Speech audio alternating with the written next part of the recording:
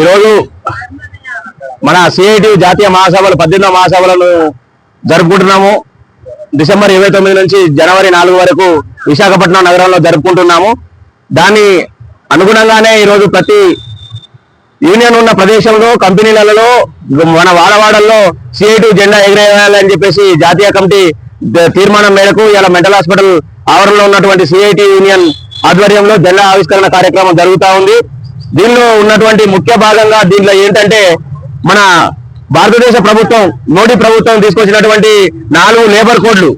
29 ఉన్నటువంటి చట్టాలను తీసేసి 4 లేబర్ కోడ్లను తీసుకొచ్చి కంపెనీలకు యాజమాన్యాలకు తొత్తుగా వ్యవహరిస్తున్నటువంటి కేంద్ర ప్రభుత్వం మీద ఒత్తిడి తీసుకొచ్చి ఆ లేబర్ కోడ్లను రద్దు చేసే విధంగా మనం పోరాడాలనేది పోరాట స్ఫూర్తిని రగిలించాలనే విధంగా కార్మికులకు మనం దిశానిర్దేశం చేయాలని చెప్పేసి స్థానిక నాయకత్వాన్ని బలోపేతం చేసే విధంగా ఉండాలనే ఉద్దేశంతో ఈ రోజు మన దగ్గర ఉన్నటువంటి జెండాలను ఆవిష్కరించాలని చెప్పి తెలియజేయడం జరిగింది. అదేవిధంగా గతంలో వ్యవసాయ కార్మిక చట్టాలు వ్యవసాయ చట్టాలను తీసుకొచ్చి నల్ల చట్టాలని తీసుకొస్తే మన రైతాంగం పోరాటం ఎట్లా జరిగిందో అదేవిధంగా పోరాటం